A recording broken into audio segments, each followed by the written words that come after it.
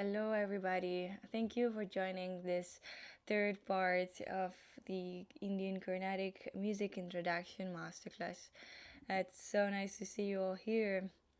So, today we're going to start with a little bit of a recap of what we've seen so far, and then we're going to put our focus on Carnatic rhythmical techniques and how to apply this rhythmical techniques in Western music and composition. So I collected some Western music examples for you that are really different in style. So I have some classical music, some fusion, rock music, some jazz music as well. And we're going to see how in different styles Carnatic rhythmical techniques are applied, and they're actually pretty useful for compositions as well. Okay, so let's get started. All right, so here I actually put you the list of tunes that we're gonna go analyze today. So all these compositions are employing chromatic rhythmical techniques. And we're gonna see the first two in order to revise a bit the concepts of jatis and gatis. And then we're gonna start to approach new rhythmical techniques which are really useful for composition, such as the rhythmical sangatis, the jati bedam, the nadai bedam, or the tirmanas.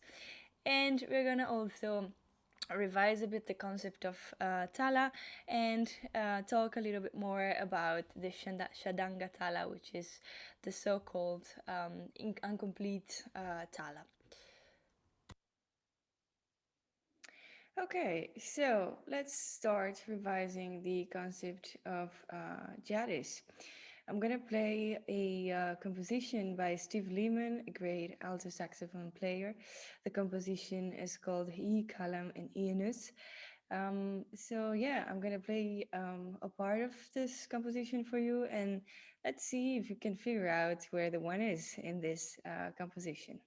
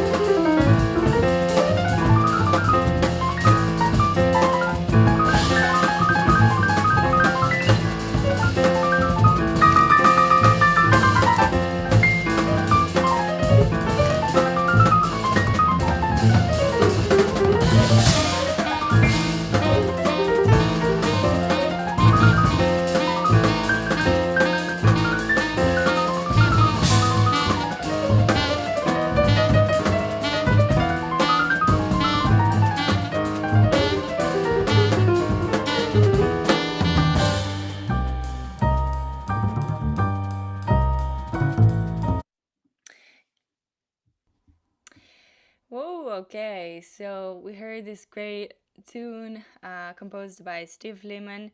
It's in the album The People I Love from 2019, and this album features Steve Lehman on alto saxophone, of course, and Craig Taborn on piano, Matt Brewer on acoustic bass, and Damon Reed on drum set. So when I first heard this tune in particular, I was like, what the hell is happening here? And that really pushed me to transcribe at least, the first part of the tune in order to have a better insight of what was actually happening. Because, like, you start hearing at the beginning the right hand of the piano, as you can notice here in the score, playing something that feels like corner notes.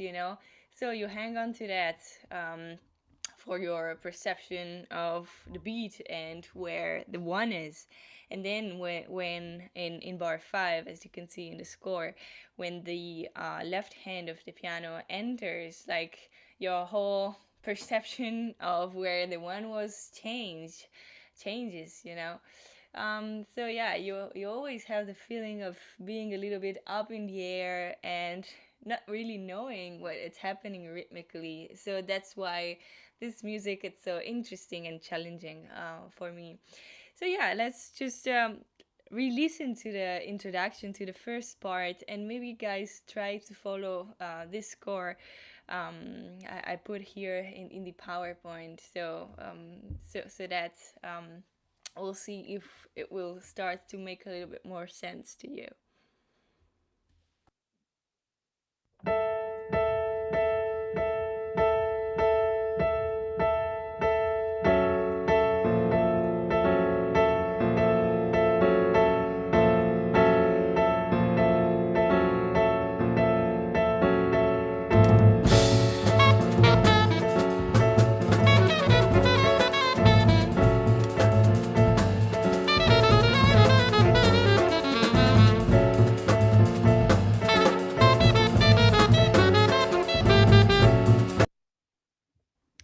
All right, so the tune starts with 9 beats played by the right hand of the piano player as written in the PowerPoint.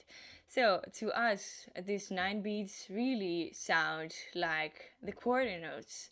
And instead, they are not, because when in bar 5 the left hand comes in, like our whole perception of the beat changes a lot.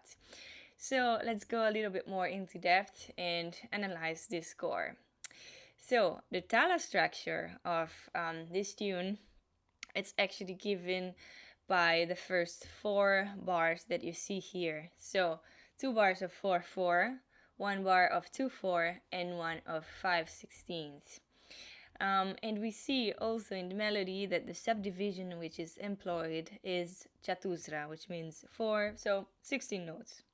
So if we have to multiply 4 per 4, 16 notes, we have 16. 16 per 2, 32, plus 8, 40, plus the bar of 5, 16, gives a total of 45 sixteenths. So our tala structure is 45 sixteenths. And this 45 sixteenths can be divided into 2 bars of 4/4, one of 2/4, and one of 5/16, as written here. But it could also be subdivided into just 1 or 2 bars of quintuplets, one made of 4/4, 1 bar of 4/4 quintuplets, and the other one of 5/4, but always in quintuplet subdivision. I decided to write it in chatusra in 16 notes, just for the sake of simplifying a little bit the way everything was written. So this we have like these 45 matras that are divided into 9 hits of 5 16 notes each. So we don't put the accents every every four 16 notes, but actually every five, in order to obtain this 9 bits. And this is actually an example of Chatusra Jati 5, so, or of 4/5, where the subdivision it's 16 notes, and we put accents every 5 16 notes in order to have a different, grouping, a different jati on top of that. So this is just to revise a little bit what we did in the previous masterclass as well. But yeah, let's move on. All right, so here I put another part of this description where I added the drums part that you can see covers all the 16 notes subdivision, and it's actually in Chatusra, and the left hand of the piano is together with the drums, and instead the right hand is playing groups of 16 notes on top of everything else. So you have this, this feeling of the music being, a bit in the air, and not knowing, where the one is anymore, which is, like, to me something, super interesting to look into. So we said that the tala structure is 45 matras, and these 45 matras are, like here in the transcription I made, are divided in 10 quarter notes. So 2 bars of 4/4 and one of 2/4, because 4 plus 4 plus 2 gives 10 as total, right? We all agree on that, I hope. Plus a bar of 5/16. But these 45 matras, as I said before, they could have been also subdivided just in 9 quarter notes, but in kanda subdivision, so in quintuplets. So actually this score could have been written both in Chatusra and in kanta, but I decided to write it in Chatusra, in 4. Okay, I hope this is kind of clear. I'm gonna be there for questions later. Yeah, I know it's really a lot to take, a lot to digest. But yeah, this was just to revise a little bit the concept of jati and make you see how you can actually apply the jati gatis combinations in a composition setting. So let's move on to revise gatis. Okay, I want you to listen first to this composition by Miles Ogatsaki called Spiral, and pay attention to the gatis, like the subdivisions that you're gonna find in this composition.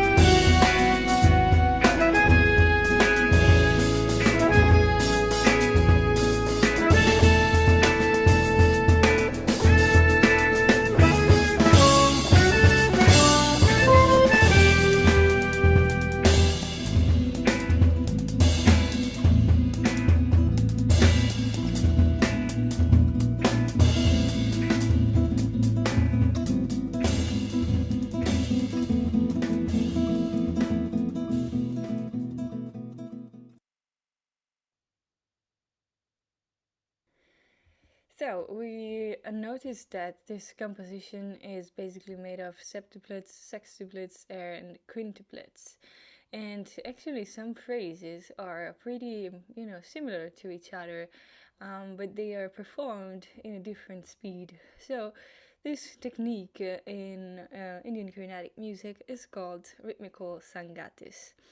So, a phrase which is previously performed in one gati is then realized or transformed into a different gati, but always maintaining the same pitches and the same value of each note, even in different subdivisions. So here we have like three examples of the same phrase transferred from septuplets to sextuplets and to quintuplets. So let's see how this sounds.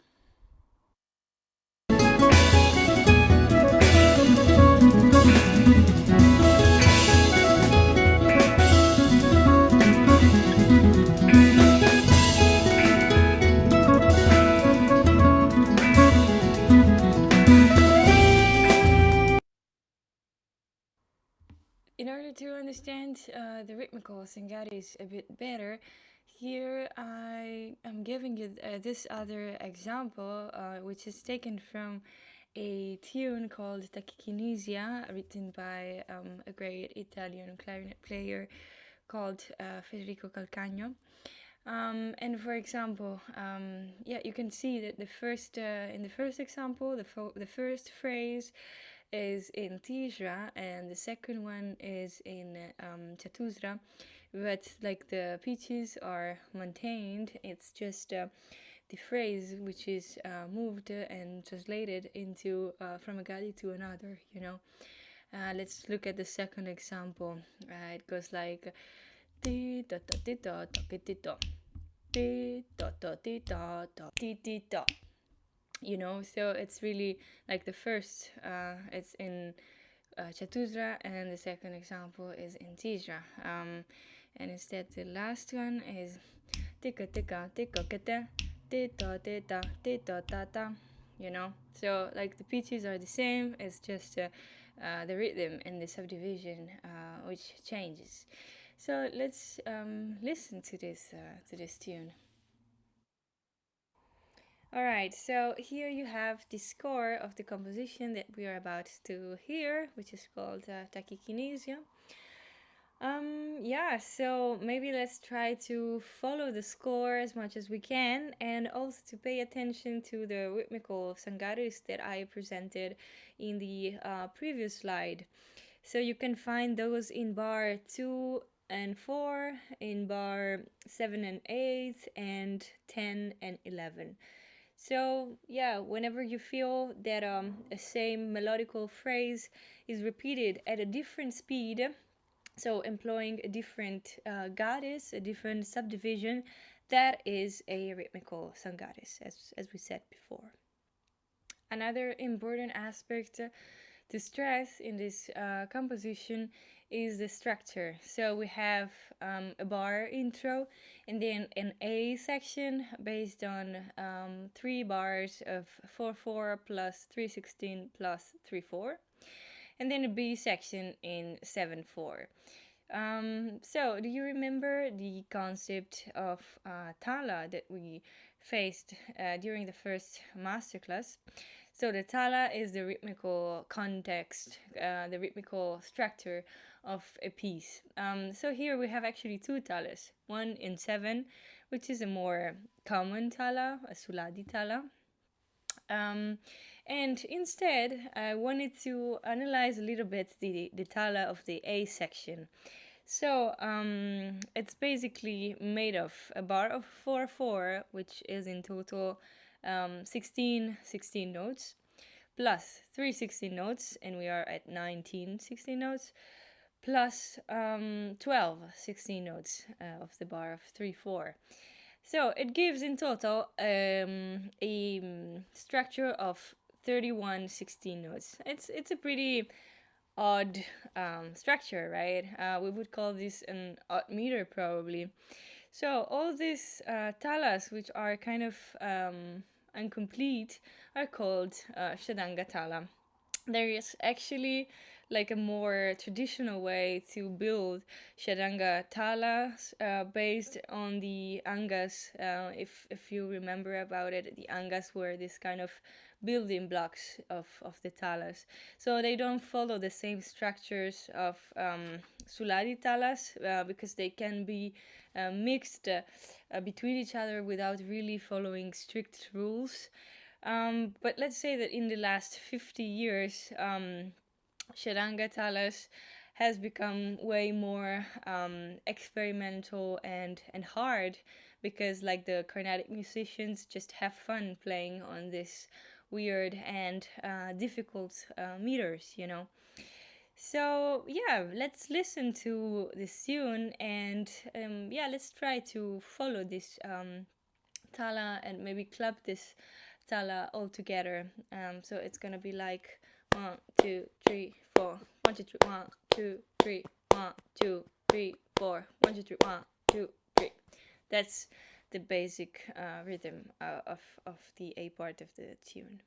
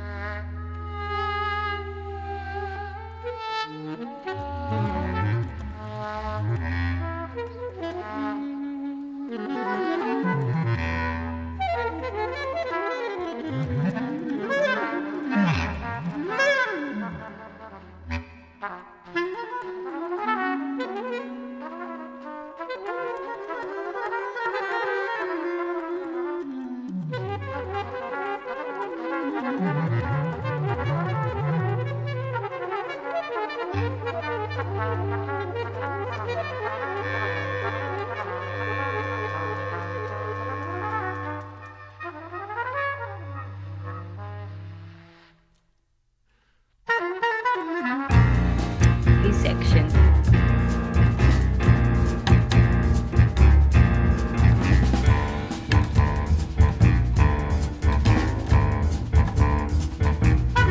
Always A section with the melody.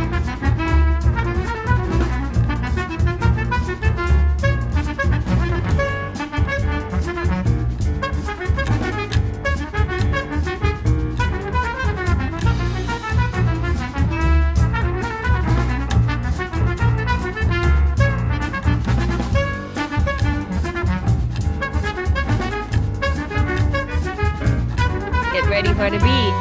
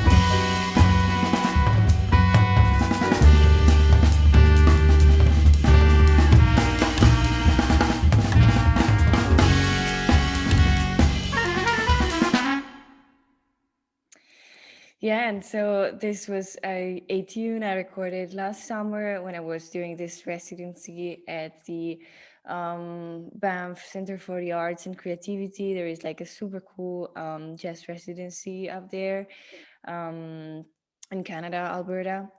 And yeah, and we had the pleasure to record this composition by Federico with the great saxophone player Steve Lehman, whose song we heard before. So yeah, it was definitely a great experience. Okay, let's move on. So, I'm having here another example of a tune employing a Shadanga Tala. In this case, it's a Shadanga Tala of 2716.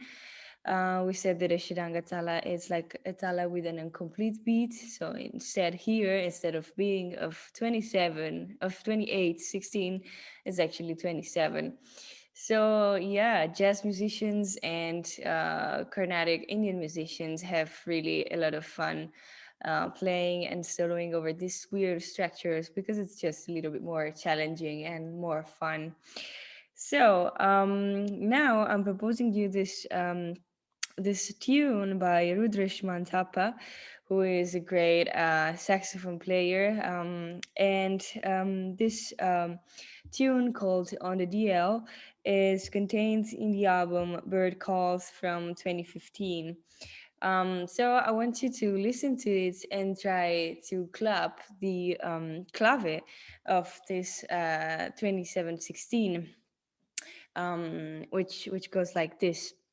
Takite taki takite taki taki takite taki tak takadimi takadimi takite taki takite tak tak takite tak tak takadimi takadimi. So whenever yeah, people are soloing, maybe try to reconnect to this clave and see if you can feel this 2716. Okay, let's listen to this.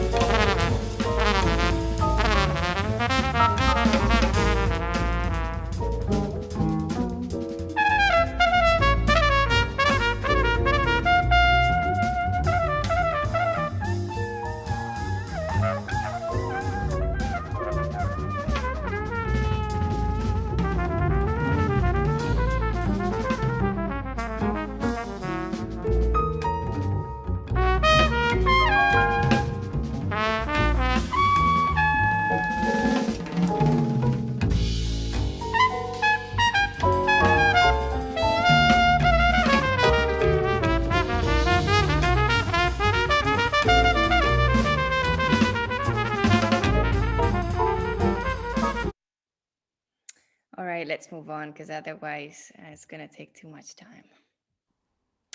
Another fun technique I want to show you is the Jari Baram technique. So, to refresh a bit, Jari was our grouping and Gati the subdivision in which we are in. So, for the Jati Baram technique, accents embracing group of matras of different lengths succeed one another in the same subdivision or Gati. So if you look at the score I put you here, it's actually an extract taken from the Quatuor pour la fin du temps by Olivier Messiaen, who is a contemporary classical composer from the 20th century. And he's actually employing a Jari Baram technique in a part of his composition.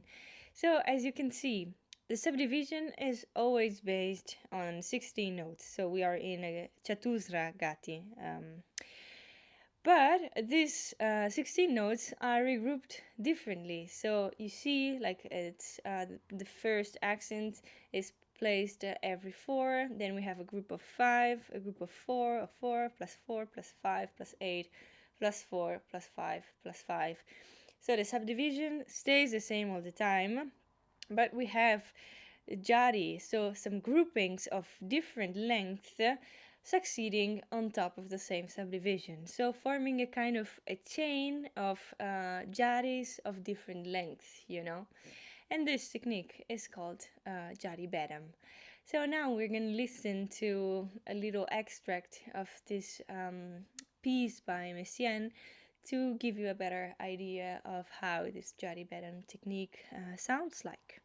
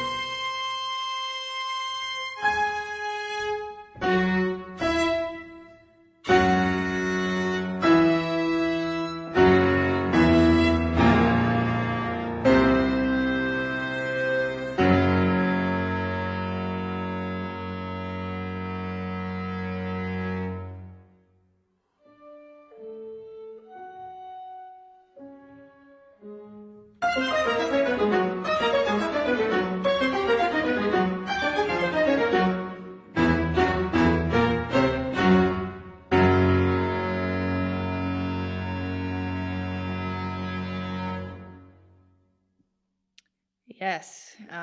Yeah, this is so cool. I love this piece personally. Yeah, and it's not the whole thing. The whole thing, I think it's like a 45 minutes composition, and this was just a 5 minutes extract. But yeah, I don't know if you noticed that besides having a lot of jari bedams in this composition, there were also many rhythmical stangares. So he would state the first melody in a certain subdivision and then speed it up, like playing it at double speed. So instead of using 8 notes, he would employ 16 notes, for example, or instead of quarter notes, he would employ half notes. So it's Messiaen's music. It's really full of techniques which are connected to Carnatic music. Actually, let's move on. So I have two more Carnatic music rhythmical techniques for you to analyze, and they're actually my favorites. In fact, I'm analyzing a score of mine where you are gonna see in the die Bedam. Yeah, because like I really want you to understand how I apply this kind of techniques to make my music also sound more interesting from a rhythmical point of view. So, this Nadai Bedam is for sure one of the most difficult Indian rhythmical techniques. Nadai in Sanskrit means impression, and the Nadai Bedam is a Carnatic music technique according to which different subdivision are dividing the accents of a Gadi Jadi combination instead of dividing the pulse. What does this mean? In order to understand this better, I divided all the steps through which we're gonna construct, we're gonna build in a die, and we're gonna do it together in order to understand perfectly the process to get to an die. So, first, look at the first example. We have to have a clear picture of the accents of the Gari Jari combination that we want to employ.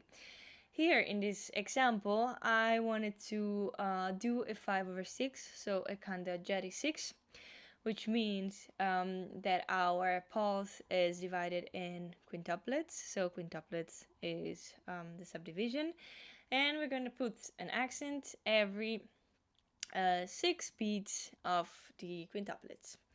And it's gonna sound like this. So 1, 2, 3, 4, 5, 1, 2, 3, 4, 5. Takite, takite, takite, takite, takite, takite, takite, takite, takite, takite, ta. We did it. Easy. Cool. So let's move on. The second step is the one to isolate the accents of the 5 over 6.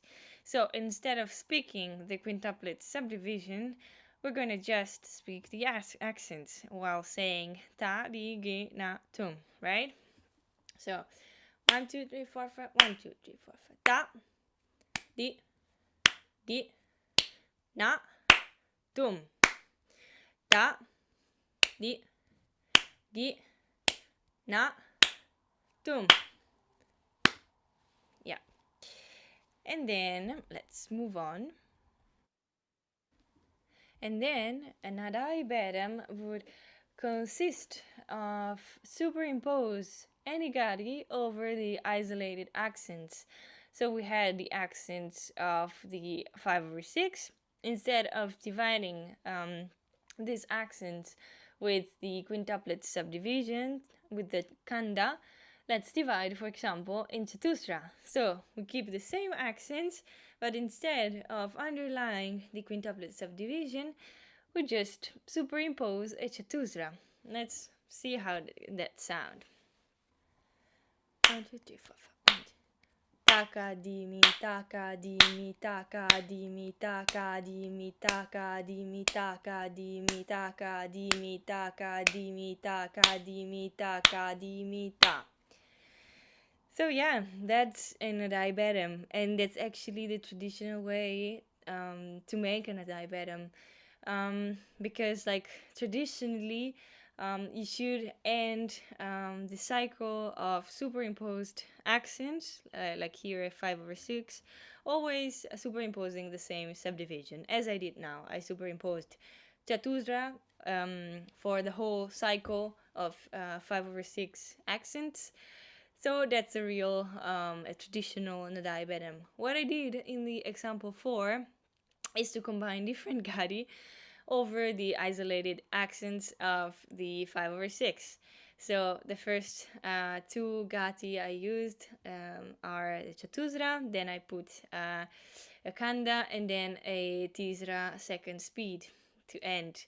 But this is not a traditional Nadai. A traditional Nadai is when the same Gadi is superimposed and lasts over a cycle of isolated accents of the 5/6 in this case, you know.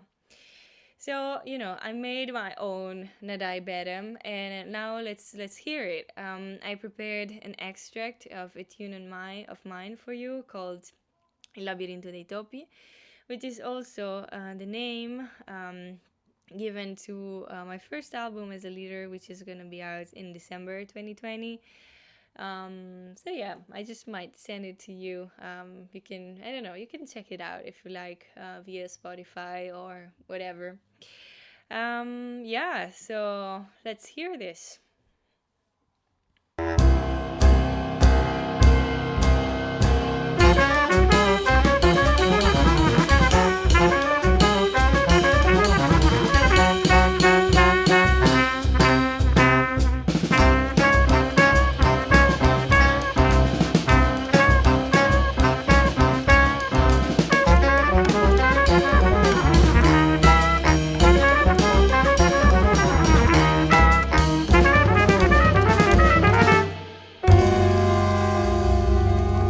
To cut a long story short, the laboratory maze was a miniature replica of the big world of humans, more exactly of the visualization of that world by the countless humans who experienced it.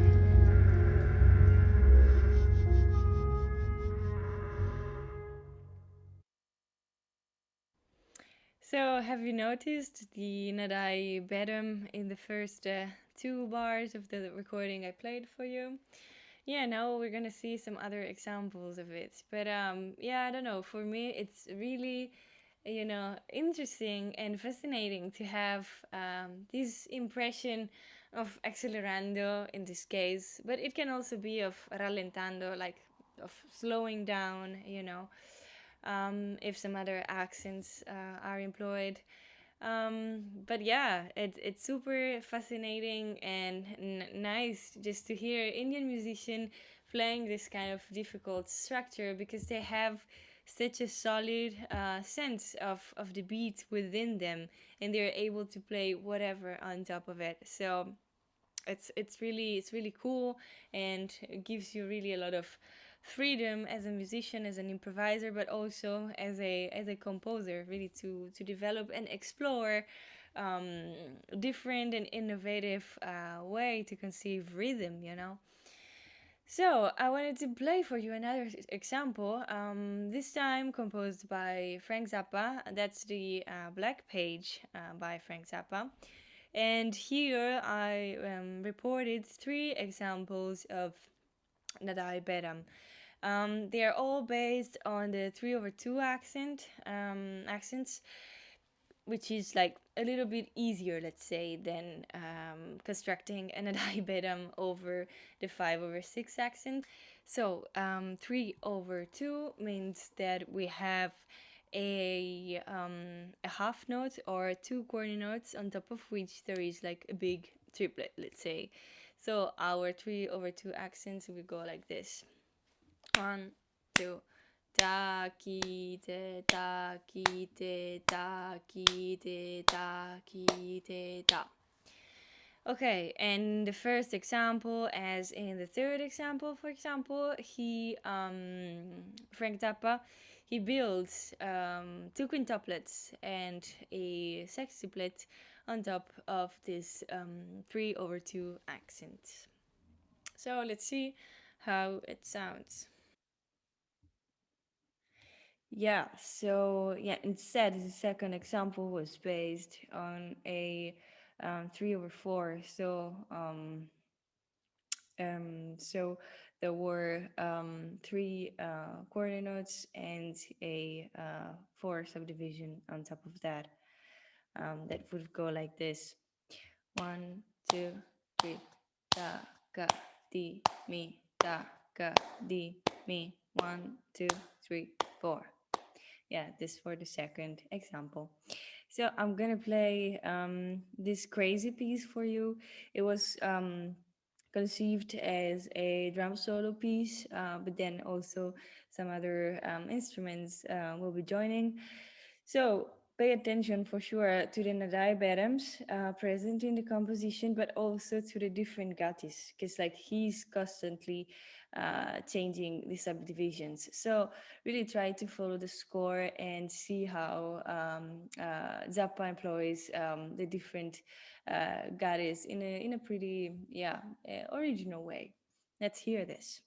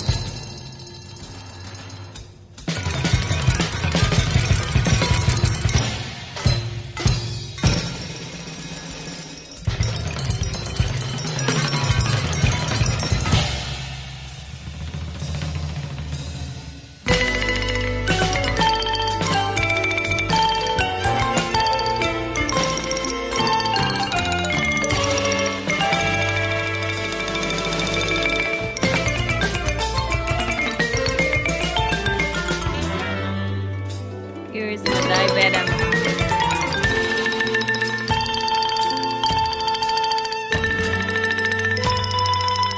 Then another one comes.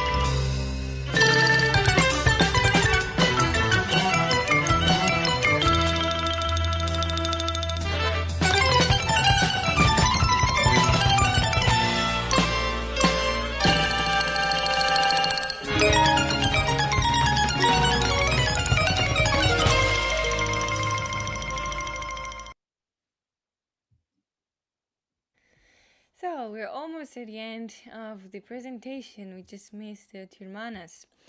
Thank you for bearing with me, guys. I know these are not easy concepts at all, so just thank you for your patience and for following the masterclass. And I know they are not easy concepts and not easy techniques, but I hope that anyway, I don't know, maybe in the future you're going to try to employ one of them in one of your compositions to make it a bit more rich, from a rhythmical point of view, for example. So yeah, I just threw you a bunch of ideas from which you can take inspiration from. Of course, there is way more than what I said to you during this 3 hours, but if you're interested in some of those, feel free to reach out to me, and I don't know, I can send you some extra material, or yeah, we can even schedule classes or some other meetings if you like. Okay, so Tirmanas. Tirmanas is another Carnatic music technique, which is made of a sequence of notes, of a rhythmic sequence.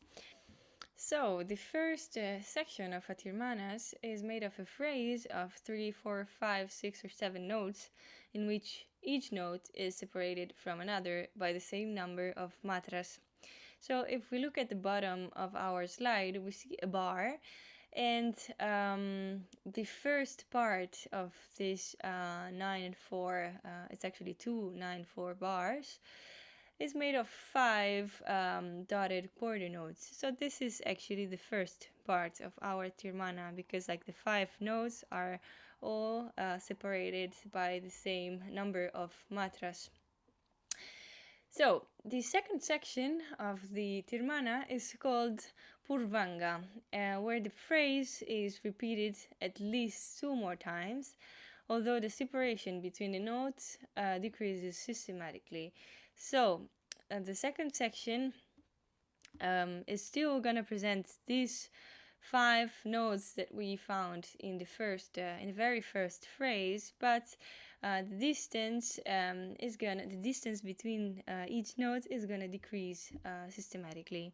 So, in fact, in the first part of this section, number 2, the value of the notes is quarter notes, and then in the second half of the Purvanga, these 5 quarter notes become actually 8 notes. So the separation between the notes is decreasing. First, it's their value is the one of a quarter note, and then it becomes 8 notes. And then the third section is called Uttaranga, in which the only requisite is that every repetition of the phrase is constructed in a shorter time span than the previous one. So here we just had 3 beats left at our disposal, and we decided to fill them in with 3 quintuplets. Yeah. So let's see how to apply this Tirmana structure into a real piece, for example. Okay, so here I reported a part of a tune of mine called Violin Concerto.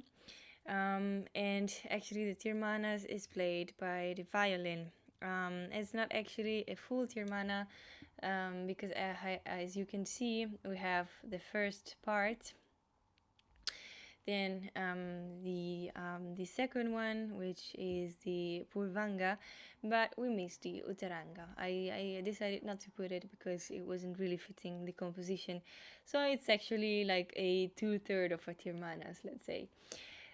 In the recording I'm gonna play, it's actually a MIDI file. Sorry about that, but I haven't had the time to record this with real people yet due to due to the situation, the COVID-related situation.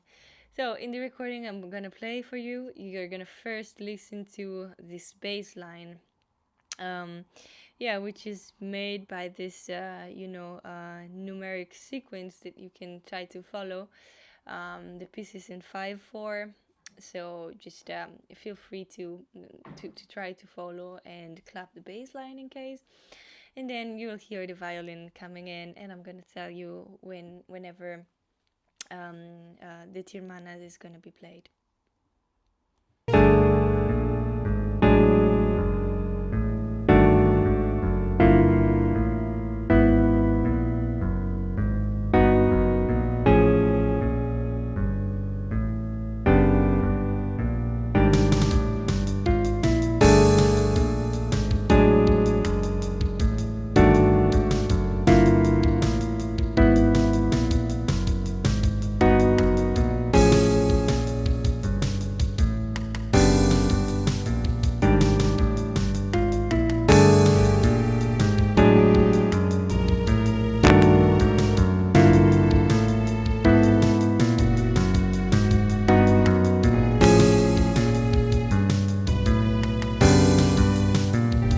Here is the Tirmana.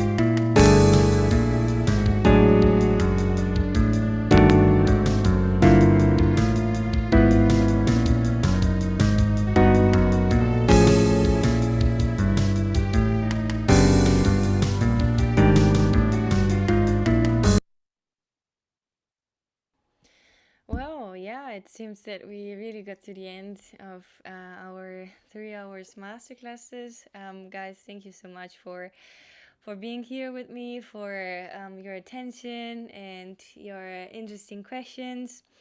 So, if you have any doubts, questions, and you need clarifications about something, I'm gonna be here for a Q&A, and also feel free to reach out to me in case you would need extra material or extra help with something, with whatever. And yeah, so thank you again, and see you at the Q&A.